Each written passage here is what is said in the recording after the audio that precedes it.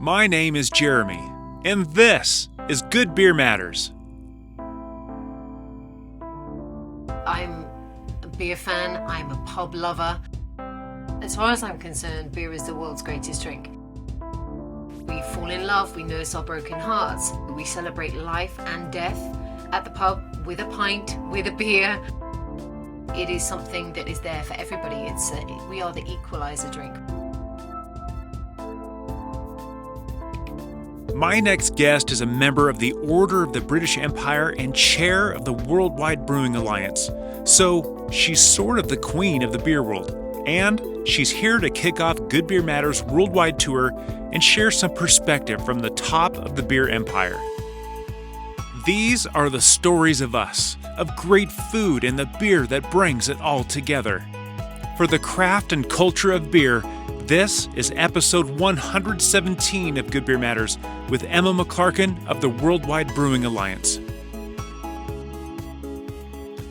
Well, good morning or good afternoon, Emma. Thank you so much for coming on to the Good Beer Matters podcast. You are my the final guest for season 5 of 2022. Before we launch into I call it my virtual worldwide tour for next season, next year. But I mentioned this to you before. You're clearly a very busy woman, so thank you for spending time with us and talking about everything we're about to talk about. Thank you for coming on. No, I'm honoured. I'm honoured to be your last guest of 2022. Let's all hope it's a brighter 2023. Yeah, well, there's a good chance it can only get better, right? First of all, you're just for the sake of introductions, you're Emma McClarkin. I've got a bullet point list, and I'm going to have you go through and verify and even explain some of that stuff because as an American, I don't understand the full magnitude of everything on the bullet list. But you're a recipient of the Order of the British Empire.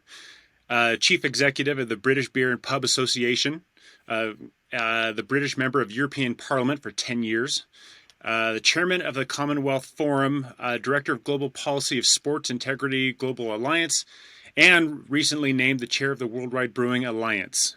Have I messed anything up? Have I left anything out? I think that will do. I think that pretty much covers the full gambit of it, but there are many things that I do, but I'm equally passionate about all of them is the main thread that links between it all. So yeah, absolutely delighted to have received my OBE from in the Queen's Jubilee list this year. So it's absolutely fantastic to be able to keep contributing to the hospitality sector, which is what I received my honour for. So please unpack that for the rest of us who don't fully appreciate what that is. If you don't mind. They're very complicated. There's lots of different levels of them. So I'm kind of like a mid-tier level in terms of the order that's been given out. But it's a special recognition award, which is given by the Queen, or was given by the Queen, will now be given by the King, in recognition, in my case, for services to the hospitality industry. And that was particularly during the pandemic, where we've been through, quite a rocky road, I have to say, is one of the hardest industries that were hit by the pandemic. So it's a wonderful thing to receive, but it really is recognition of my fabulous team that I work with at the British Beer and Pub Association. We've done a phenomenal job in safeguarding the Great British Pub and our great British brewers. And I hope that work will stand the test of time in the continuation of our great industry. And just for the sake of context or kind of fleshing this out, is this similar to knighthood? It is similar, but it's that would be the next tier up to be a dame or a sir. But Gotcha. it is very similar. I will go and receive it from Windsor Castle and a little medal that I can wear and a title that I can use. So it is a wonderful thing. It really is. Well, congratulations. And as to my understanding, it is very well deserved. As I continue to occasionally read up on the state of beer and breweries in the UK, the UK, completely, not just in England. It appears that my understanding is there's still a bit of challenge, a bit of suffering. Not suffering is the wrong word, but still trying to get back up on its feet. Is that accurate? The state I'm of afraid beer? so. Yeah, we were in the very fragile states of recovery. I mean, this year we were still under restrictions for part of this year. So it is really, really tough for us to understand how we can really stabilize when actually we had the war in Ukraine that destabilized global supply chains, that increased energy costs globally. But we seem to be feeling that very keenly in the United Kingdom, where we've seen very high cost inflation as well. So it is the perfect storm, or as I call it, the persistent hurricane that keeps raging through. And just when you thought you got on top of one challenge, the next one rolls in. At the moment, unfortunately, in the UK, that is rail strikes, which of course really knocks consumer confidence, upon which we desperately need to Yeah. win back our consumers. We need the footfall in order to rebuild. So it does sometimes feel that we are caught in some very, very difficult headwinds, as many businesses are globally too. But they seem to always be coming together at the perfect time, or the wrong time, I should say. Well, But we desperately needed Christmas this year. That's one thing for sure. And at the moment, it is uncertain whether we'll have a good Christmas trade, which will see us through the colder months of January, February, and March. it appears again. I'm just looking at my external sources. I don't live there, but it appears that just the inflation has hit the world, but particularly it seems to hit the UK, quite directly, instead of a glancing blow and some other countries. You mentioned the war in Ukraine. I can only imagine the ripples just expand out from the impact there. Um, what else am I missing? There's a lot of things. 10 Downing Street appears in the news to have become a revolving door, and so I'm sure that there are a number of struggles that are indirectly impacting just beer and beer sales and breweries. Yeah, we feel it all very, very keenly. And, I think we have Brexit, then the pandemic, then the war in Ukraine, then the Yeah, cost inflation. But we've had, unfortunately, political instability throughout that time. We've been through three prime ministers this year. yeah, So it just is it's just quite this year. tough to keep up sometimes, and the markets have responded to that instability. So that hasn't been helpful. And when your role as a trade association is to be, navigating the political landscape and try to read it for your members, it's been a particularly difficult challenge for us this year. We're hoping that now we are seeing more stability coming in politically. Hopefully, the markets will settle down. But the reality is that Christmas is 10% of our trading, and we need to get that in order to keep going. And actually, we have had some energy support from the government, which we hope will be extended for an additional 3 months into next year. But at the moment, they haven't actually made a decision about that. So there are lots of factors that are still up in the air, a lot of costs to business, and I think as everybody was sort of marking their recovery, even globally, they were looking at like for like. Are you at like for like? But like for like doesn't really add up anymore, because your profitability has been massively squeezed by the pressures that we're seeing globally and cost inflation across the whole of the supply chain. So it is really tough to make the ends meet, I have to say. And that's something that we have to try and, we have to put the buckles in, and we have to see if we can survive what's going to be a very, very bumpy winter. But I hope that there'll be some light on the horizon with 2023. I'm going to try Yeah. and find some positivity throughout all of this. Well, and maybe one source of positivity amidst the storms. All economics and politics aside, one thing that just isn't adding up for me is beer has always been that thing that we celebrate with, and it's always been that thing that we commiserate with. Beer's always been that thing we go to, good times and bad. Given that, why is there still so much of a challenge? The pandemic, that was a completely different, story. I mean, you can't go out, but, why is beer still a challenge in the UK despite that fact? Well, as far as I'm concerned, beer is the world's greatest drink. And, I'm a beer fan. I'm a pub lover, and we celebrate life and death at the pub with a pint, with a beer, wet the baby's head. We fall in love. We nurse our broken hearts, and for me, it's about you know sometimes what will be the only conversation that someone might have in a day is over a beer in a bar, and that might keep them going. And if we don't have the access to do that in the future, or it becomes too expensive for people to do, then that becomes a major issue. It's something that I can really sell and believe in passionately when I'm talking to politicians. The affordability of a pint in the Great British Pub, it is something that is there for everybody. We are the equalizer drink. Every walk of life comes in and has a pint of British beer, or any beer, and we need to be able to protect that. And the people that work in the industry, of course, their jobs are dependent on it too. And we create so many more jobs in our industry than maybe other alcohol producers do. And I believe that it's something from the grassroots, it's heritage, and it comes all the way through. But it's getting harder and harder for us to be able to keep it affordable, and for us to win through. But the positive news is that the media in the UK particularly, but even globally, really care about the Great British Pub and our Great British beer, Yeah. and what it means, and sort of having that there as a go-to, as a comfort, knowing that it's going to be there and indelibly for the future. They always swing behind us, the media. They always come to our aid, and they keep it very, very present in the politician's mind that this is important to people. They want to be able to go out on a Friday night and know that they can afford a few beers in the bar or the pub, and that's just what they want to know they can do, because it's conviviality. If you look at trading through the pandemic, beer was down in the UK. We were down like 55%.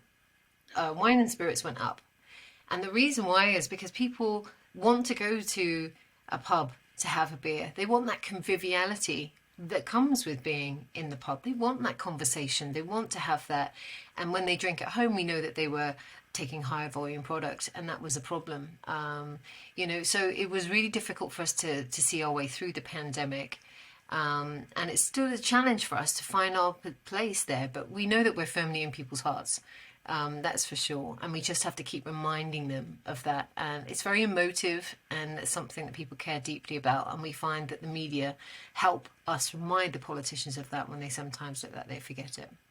Well, and I think pubs, breweries, tap houses, as we call them here in the U.S., I imagine all around the world as well, they are one of those third places. We've got work, we've got home, and then we've got that third place that you mentioned for that conviviality to spend time in. And that makes sense that you take that away, then people still need to kind of take the edge off somehow, even though we can't head to the pub. And so my next question is, and you may have partially just answered this, but of all the things you could have done with your ability, your brains, your voice, why beer? Why did you get involved in beer? Yeah, because I'm a genuine beer lover. And when I became a member of the European Parliament, I was aware that there was a beer club. And so I ended up becoming the vice Love president that. of the European Parliament's beer club, supporting the industry. Because it means so much to people, and actually working together through the brewers of Europe, it was a really nice way to understand we're all trying to do that in different parts of the world. And then at the Worldwide Brewing Alliance, that's really scaling up that collaboration to, yes, protect our heritage and our culture, but also to say, we're an economic player, a sector, producer, job creator, but actually we bring enormous social value with our product, and what we do, and that has to be given some place and some credit. And that's why I always say that we're different from other people. But yeah, if I was going to be doing a job, I have to feel passionate about it. And when they said, would you like to come and head up the Beer and Pub Association, I was like, it was a no-brainer. I'm in. That's awesome. And so, talking about the British Beer and Pub Association, what exactly is that? What does that do? So we're a trade association that represents 90% of the beer that's brewed in the UK. We have the Small Independent Brewers Association as well, so the rest of them are represented there. But we also actually are unusual in the UK because many of the brewing associations are just brewers, but actually we also represent half of the pubs in the United Kingdom as well. So we're a significant voice because we represent something that's bricks and mortar that people can see, which is often a Okay. problem with our brewers because they're often not seen. Hmm. And it's difficult to sort of have that visual on it. So but it is a powerful combination, and the two together is, we have been incredibly successful in winning support for the sector and helping promote them with the things that they're trying to achieve. So we, at the same time as helping them with the crisis management through the pandemic, we are also helping them progress on the sustainability agenda and showcasing the work that our brewers are doing, and they're doing some phenomenal work, or leading our members into equality, diversity, and inclusivity, and showcasing what we're doing in terms of really welcoming communities in all of their diversity within our venues and also in our businesses. And that's something that I also care about deeply too, is that we have to reflect the communities that we're at the heart of. Yeah. But because that is why people will single us out. And so your sector, when everyone else is feeling the pain, deserves this extra support because there's something very special about you. It sounds similar to the Brewers Association in the U.S. Um, can you compare those, one to one for the most part? I think the fact that we have the pubs element is quite significant. But yeah, Okay. we obviously there's the Brewers Association, and then there's the institute. So we do a lot of the lobbying as well, Yeah. Okay. directly with government affecting policy. So thinking about how we can sculpt the regulatory environment for them and support them in their businesses and support them with their priorities. That's really what we do at the BBPA. And but I've been here for 3 years, and 2.5 years of that's been in, well, more than that really has been in crisis management. So I'm waiting for Yeah. normality to hit and know what it feels like in Yeah. normal time. So the current events and the pandemic aside, what is life? Well, I was going to ask you what is life like at the BBPA normally, but you may not know. You showed up just in time for the storm, and you've been sticking it out ever since. I've had windows into this world of what it might look like. Hospitality is a great industry to work in, and you'll find people in the beer industry and the pub industry, they stay in it their entire careers when they do, and they've known each other for years, because it's such a great industry. So when we stop, we know how to have fun. People that brew, people that work in hospitality, that they know how to have fun and they know how to host people. And that's what's really nice to do, is to get out and about actually and go around, visit my members, talk to their teams, go into the brewery and smell the whole process from beginning to end. And of course, the tasting element is pretty good on the other side. So I think there are many things that I know are really great about this industry, and they keep me going, and they keep all of my team going as well. And small packages that arrive occasionally that are drinkable are very enjoyable too. Yes, the care packages. You're part of the British QA team, I imagine. So speaking of hospitality, at least here in the U.S., hospitality, pub jobs, hotels, whatever, they they often start out as I just need a job. Let's go somewhere where I can get in easy, make some decent money, have a flexible schedule, and then 10 years later, next thing you know, I'm in management and I'm kind of in the hospitality industry, and that's I'm creating a horrific stereotype of hospitality here, but it is a legitimate, wonderful career here, but oftentimes people don't give it the regard that is due. What is the state of it worldwide, but most specifically in the UK? Is being a publican a something to be revered? Is it something to that someone just defaulted to? What's it like there? I think people have a lot of reverence for our publicans, I have to say, but hospitality more generally, I think it's a very similar picture. The perception of it is that it's not a long-term career, and that it's kind of something that you is a stopgap moment for you, if you can't figure out what else you want to do. But actually, it's a Yeah. wonderful choice to make. And so we've started a campaign in the UK called Hospitality Rising to exactly challenge people on their perceptions of the industry. I mean, if you're a younger person and you want to progress fast, hospitality is a great industry for you to do that. You can start as a glass washer, you can end up in as the CEO and on the board. And I've got several examples of that. You know, you can go very quickly through the ranks. In other areas, you can't do that. In other careers, you wouldn't be able to do that so quickly and have as much fun doing it. You know, that's the thing about us is that we have a lot of fun along the way. And we're a people business essentially, making people happy, serving people, keeping people happy within our teams so they can continue to deliver that hospitality.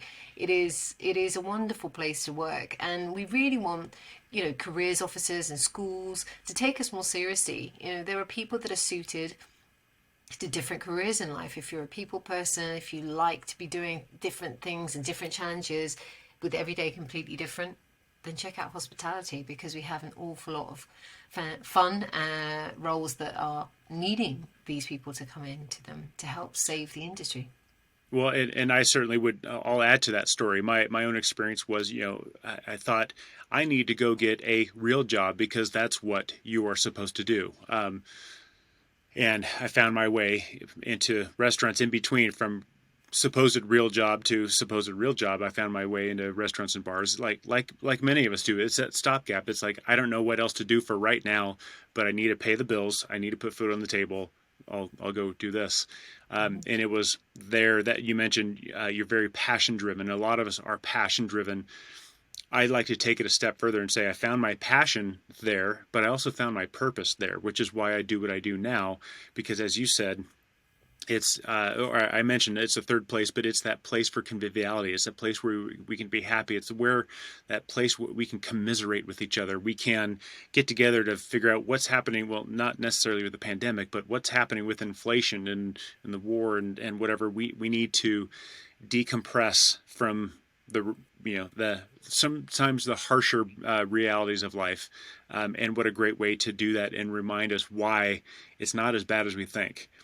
To me, that's what all this is about. And it's nice to see that in the UK that there is a little bit more regard for publicans and that sort of thing too. But I to your point, I can't imagine another industry where you can pick up an extraordinary skill set that can send you on your way, whether you stay in hospitality or not. The skill set you learn here is extraordinary. I think the only thing that might rival that would be the military, and that's a very, very different industry.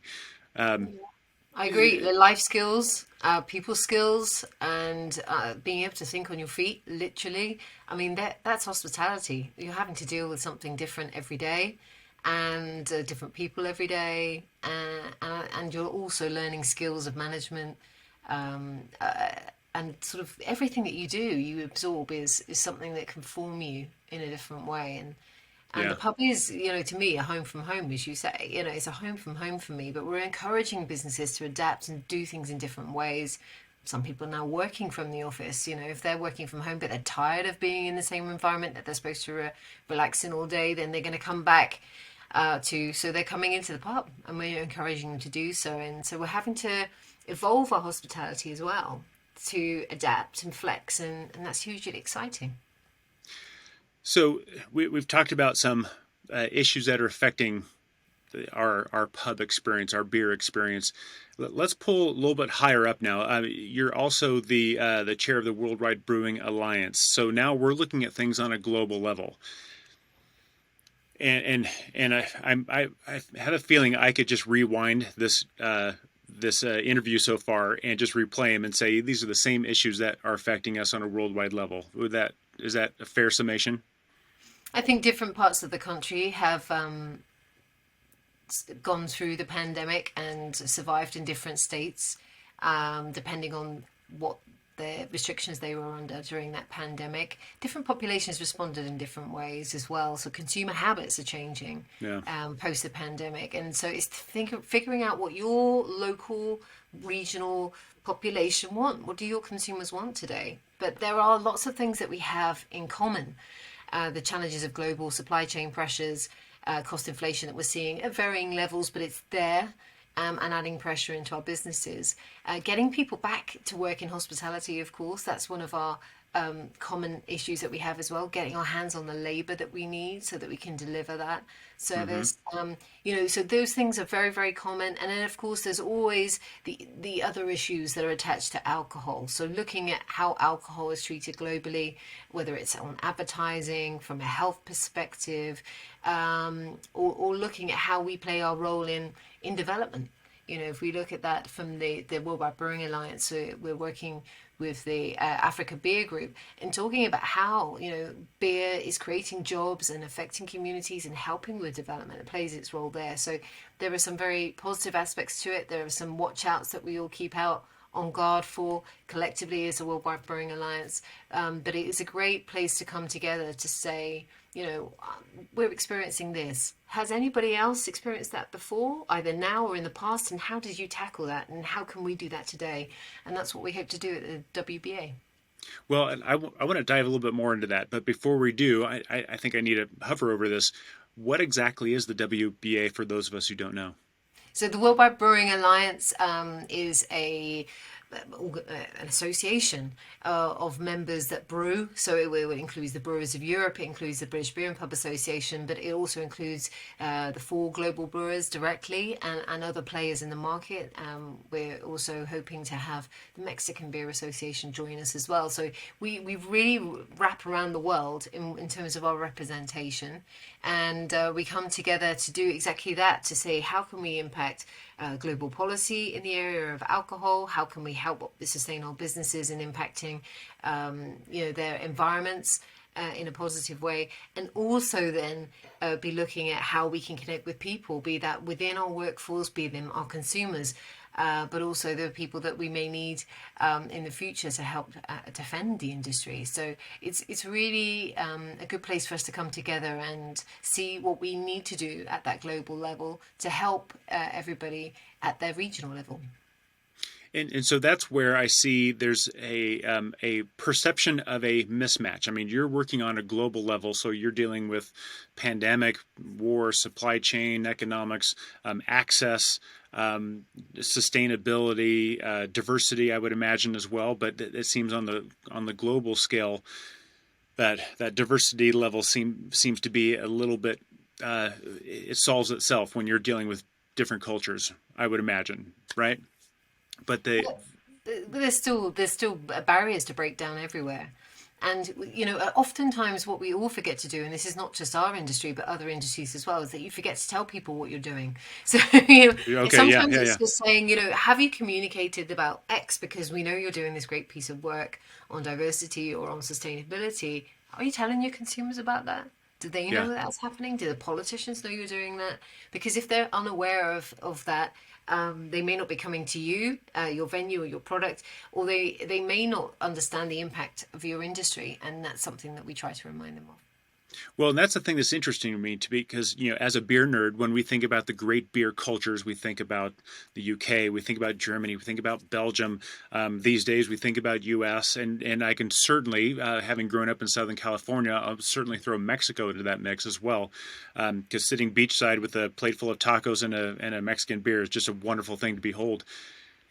But what about places like South America, Africa, other parts of Europe where they're not really known as a beer culture yet, but as craft beer proliferates throughout the world, and you have these different cultures kind of making the IPA, the American West Coast IPA with their own little twist.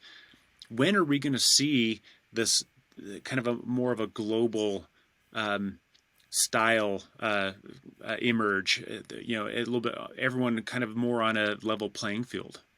Well, I like diversity in my beer. So, when I go somewhere, I seek out their local brew. That's what I do. And so I don't want there to see this homogenization of everything. I want this beer culture diversity in what we're brewing and what we're bringing to the palate. And I think that there are beer cultures globally. They're just not as market dominated as perhaps they are in the Western and the developed world. So we have to look at their cultures. So some people in Africa, for example, they'll have informal beer, they call it. So they'll be drinking beer. It just won't be a branded beer. It would be maybe one they've made themselves, and that creates its own problems. But it's understanding the culture in those countries, their connection with beer, and how we can add to that, improve that, and all work in that system. So it's understanding where our role is and what we can do to make a difference. Of course, we would love to make exporting routes into markets around the world as well, but it is also about creating, understanding that beer is a low, in the main, a low volume product that is good for people drinking in moderation, and can we support that? And it may be using different products to produce your beer, and it's really exciting what we can try to do to sort of globally raise the awareness of the beer as a culture and beer as heritage, because it's not always evident to everybody that it is. Sure, and naturally there are beers that we can get around the world. I can get a Fuller's here. You can get a Dogfish Head there, I would imagine. But to me, part of the story that we're talking about is, I appreciate the business, I appreciate the politics and the economics, but as far as the culture of beer, you just mentioned the culture of beer. That's something that I love. The kind of beer travel is a compound word we now use. We may go to the UK because we want to go see Big Ben, and Windsor Castle and all that stuff. But we're also going there because we want to try this local beer. We want to go to Africa to try their local beer. We want to go to Brazil to have a zinju. It's so that the idea of that beer culture still manifests. Does the WBA do anything in those regards as trying to foster this beer culture and market this beer culture specifically? Yeah, it's what we're not marketing. That's the job we leave to our members. But showcasing global beer, definitely. Finding roots and connectivity is something we really want to also encourage as well, and that's something I do also with the government in the UK, is working with the Department for International Trade, saying where are the opportunities globally, where can we connect to for us to take our products into new markets. And so that's really exciting, and thinking about how we can do that. But really at the moment we're quite in a new format. We're only sort of four years now in the kind of structure that we're in at the WBA, and I've only just started my 2-year term as its chair. Sure. And so it's thinking about how can we help the industry get back on its feet right now, and where Sure. the opportunities are for the future. And I think that's where we all are at this moment. It's just trying to, can we get back on our feet? And when we do, where should we be looking? And that's what we're there to do. Well, and that's good to hear. Granted, I know you've just been appointed, and so you're still getting your legs underneath you as well.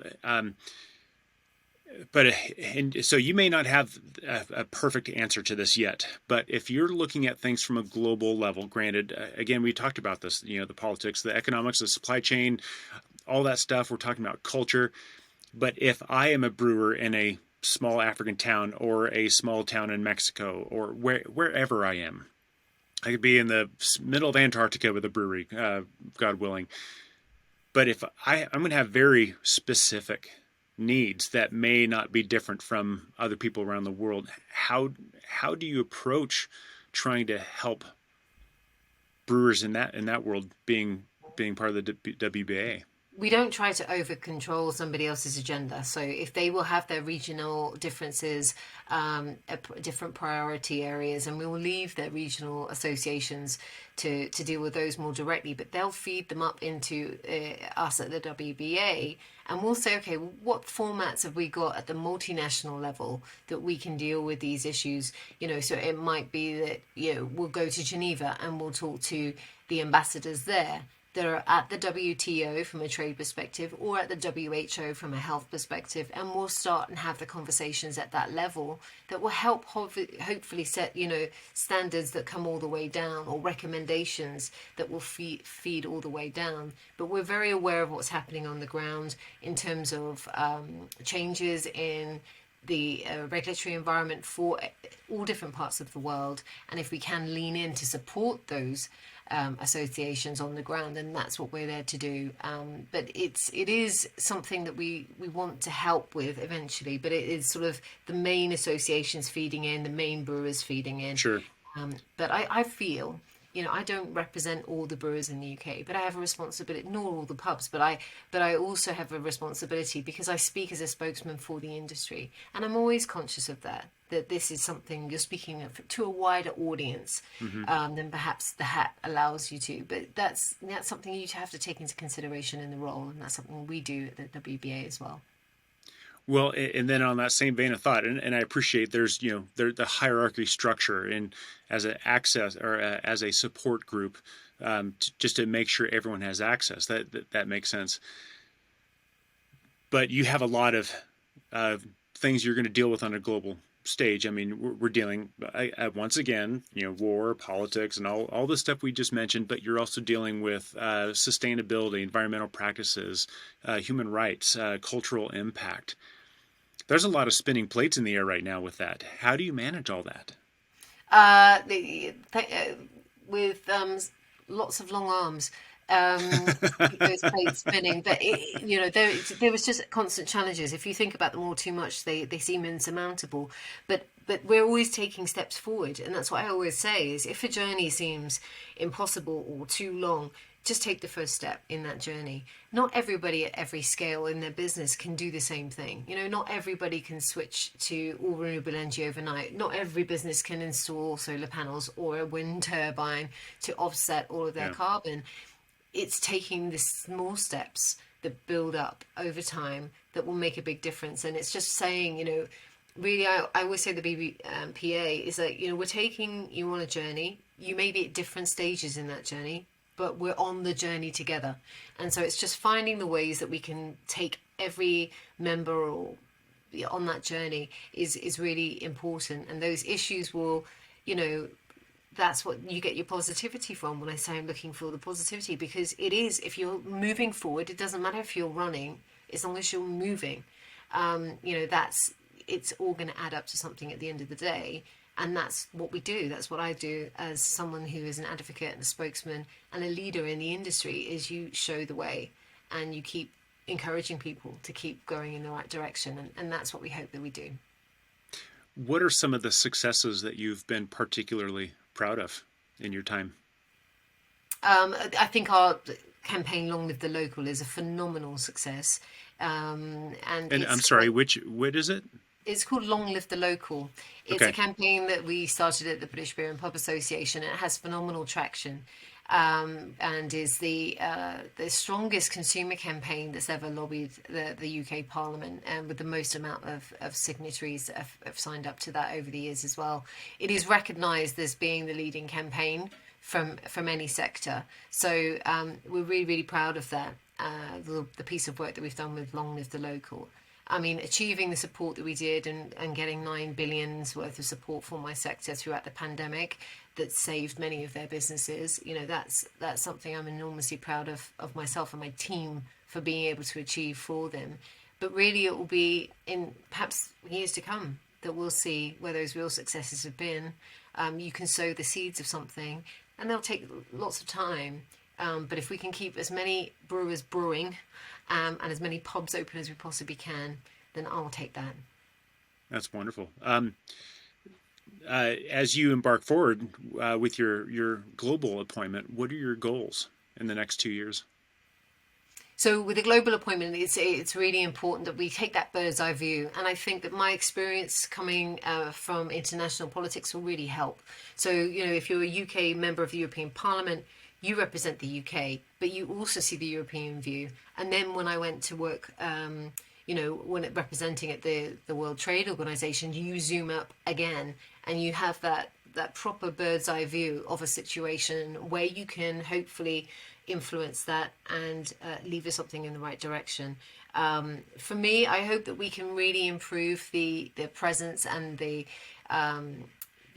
knowledge about our low and no products. The amount of investment Mm. that's gone into creating great tasting beers with low or zero alcohol in them, helping people moderate their drinking, giving them an alternative at the bar, not allowing them to look like the person that's there with an orange juice all night, still feeling part of the party. That is a huge move by the industry, and if we can get global recognition of that, with market share growing, but also in terms of others understanding our role that it plays within the health and well-being agenda, I think that would be something really significant, and I hope that we can achieve that at the WBA.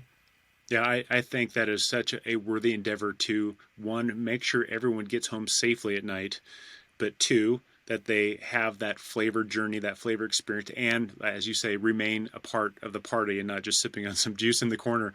I think that is just such a worthy endeavor, and I think about the changes I've seen just in my drinking time of non-alcoholic to what we have today. Oh wow, I'm it's such a better time for I that. know, because you don't miss out on taste. And for anyone out there who has not tried some of our low and no products, go out and give them a go because they are phenomenal and so popular now in the UK that they're actually on draft in the bar.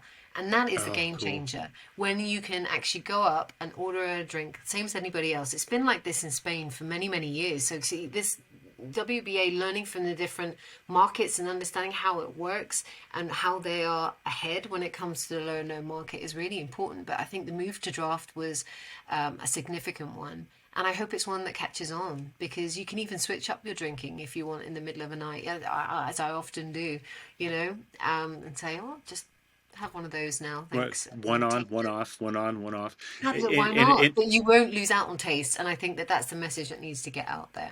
well, and as a publican, it would it serves me better if I offer some of these lower, if I'm selling a barley wine. If you and I are out drinking at a pub and we have a barley wine, I'm guessing we may have one, maybe two before we get a ride home. But if we have a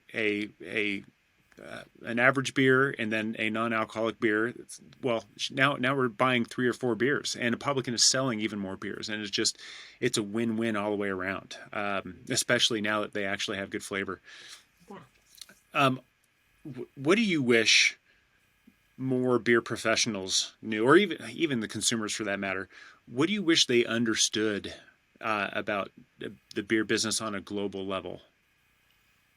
The pandemic has taught us a lot of things. There have been some silver linings. I think the collaboration that we did during the pandemic, helping each other out, letting competitivity subside a little. It's always going to be there in the edges, but how you can work together to support each other, in production, in distribution, in just exchanging your business experiences and making contacts with people. I think working in collaboration is something that was a real positive that came out of the pandemic, and to a large extent I see some of that collaboration continuing moving forwards. A competition will always creep back in, but I think that if we can maintain that, I think that that would be really helpful for all of us in terms of our growth. We're all dealing with similar challenges, similar problems, trying to find solutions together, and sometimes helping each other is the right thing to do, and it's a good thing to do, and it doesn't always have to mean that you lose your edge on competition. So I hope that that will be a silver lining that comes out of the pandemic that we can work on going forwards. Collaborative competitiveness. Collaborative competitiveness, maybe, but just that spirit, because as an industry, we have to cling together. Yeah. We have to stand side by side, and we have to, put our shoulders to the wheel. And that means that, yeah, sometimes you have to say, okay, collaboration is more valuable than perhaps other elements sometimes. But, it's something that we have to stand up for and defend together. And that's why the WBA exists. And that's what we try to do, is to bring everybody together to stand shoulder to shoulder, so that we can say, beer is fantastic. It's low volume. It's in moderation. Beer is inclusive. Beer is community. Beer is for development. All of these things. And if we say it together, our voice will be incredibly loud. And that's exactly what we need to make sure that it continues. in healthy shape for many years to come. Well, this is a wonderful segue to my last serious question before we start just have some fun and close out. But through my research of preparing for this, I've learned that you're a force. You're an advocate, and you have a very strong voice for the beer industry, particularly among other industries that you've participated in. What do you have to say to specifically to women working in the beer industry in any country who are still struggling to be that force, to be that advocate, and are still struggling to find their voice? Yeah, it is a really big part of the work that we're doing on equality, diversity, and inclusivity is that, beer is for everybody. And that's not just as a consumer, that is also within our workforces and within our businesses. And we have to find ways to encourage everybody to see that as an industry. And beer has been a male dominated industry for many years and can still put off people. So we need to think about the language we're using, the tone we're using, the way we advertise our product, the way we advertise our jobs. Are we using a language that's going to attract somebody? And women is part of that. And if we want our businesses to reflect that, we really have to spend time and careful consideration thinking about how we can attract the right people. I'm really proud to say that in the UK, we are getting more and more people coming into brewing, more female brewers. It's absolutely fantastic. Award-winning head of brewing directors. It is something that we need to see. It's going to take time, but we need to make those changes now so you can have your business ready for those people to feel comfortable in tomorrow. But you make those changes today to hopefully encourage them in. But I'm a beer lover. I will wax lyrical about beer, and working in the industry is just as fantastic. So for me, I just say, if you have a voice, use it. If you know of a woman in your industry that does a great job, but she doesn't really shine her own light, then go and shine the light on her and really showcase what she's doing. Give her the confidence to progress, and you'll have a female leader in your industry, and you'll be able to say, we really reflect truly within our businesses the people that we serve, and that's what it's all about. Wonderful. Thank you for that. So I have some good news for you. You've recently been appointed the chair of the WBA, but tomorrow you are going to be crowned the queen of the entire beer world. And you get to be the benevolent autocrat of the beer world. What's the first thing you would like to change, Your Highness? To change in the beer world, To improve upon.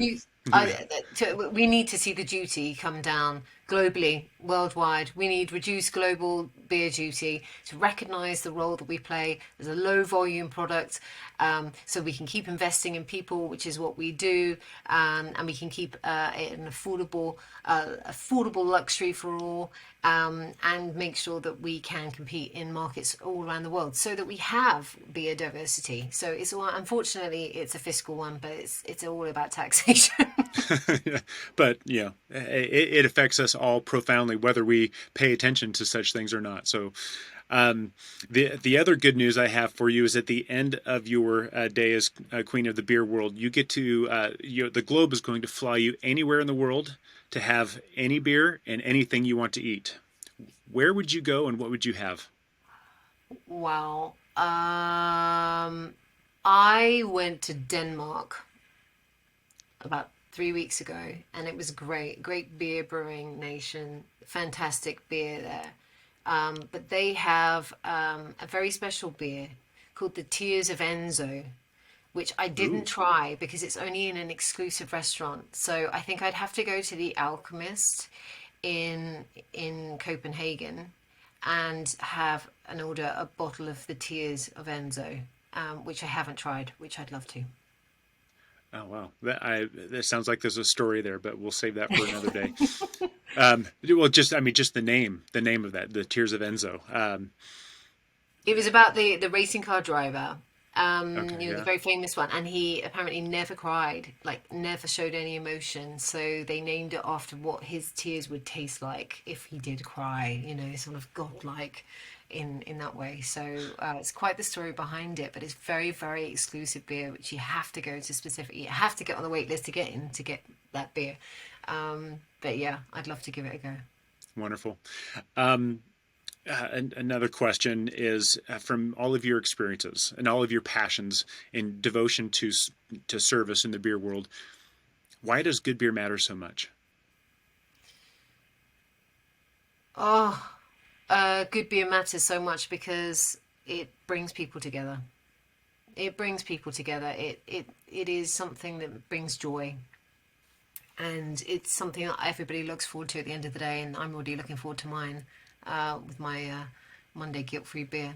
This is yeah, it's something that brings people together, and it's the home from home. It's that place where you feel you can relax and be yourself, and that's how you are when you go to the bar and have a beer. And that's why it really matters. But it matters to community. It reflects the people that are there, the local sports club that's sponsored by the local brewer, and that we all get together and we celebrate. And yeah, it's just a wonderful, wonderful product that means so much to so many. Wonderful. If anyone's listening and they want to know more, where could they go to connect with you and the work that you're doing at the British Beer Pub and Association and the WBA? Yeah, well, you can look us up at beerandpub.com. It's very simple, very, very simple. Beerandpub.com. That will connect you through to me and connect you through to the WBA as well. But on social media as well, you'll find me there, occasionally behaving myself, occasionally not. But most of the time, yeah, I'm there. So please do connect if you're interested in talking about beer and protecting our great industry. Wonderful. And lastly, the stage is yours if you have any final words you want to say. Goodness, keep drinking beer, keep believing in beer, and keep bringing people to beer. I think that's really important, and that's important for businesses. It's important for us as people. Is bring people in, bring people together. That's what beer does, and that's when we're all at our best. Wonderful. Thank you so much for the work you're doing, the work you've done, the work you will continue to do. But thank you for being here to share with all of us listening about how through the work that you're doing, we really are more connected than we're not through beer, if nothing else. And we all are enduring the same things, whether we realize it or not. And so thank you for helping bring us together with a beer in our hand, which just makes it that much better. Cheers. Cheers. Cheers to that. Take care Well, now. it's morning for me, and I don't have a beer yet. But thank you for raising that mug with the mystery liquid. Anyway, thank you very much, and it's been a pleasure. Thanks. It's a hard thing to keep an eye on high-level ideas and on-the-ground execution at the same time. But I think that's exactly what we need, both a global and a local perspective on the craft and culture of beer. Emma and the WBA will do their part. We can do ours. In the next episode, we take a virtual trip across the world to visit with the first advanced Cicerone in his country. I'm on a virtual tour of the craft and culture of beer around the globe. I've also put Good Beer Matters on video so I can take you along for the ride. If you know a person, place, or a beer story that needs to be told, let me know. Meanwhile, grab a beer, hang out with friends, and let your world open up. Thank you for listening. Cheers.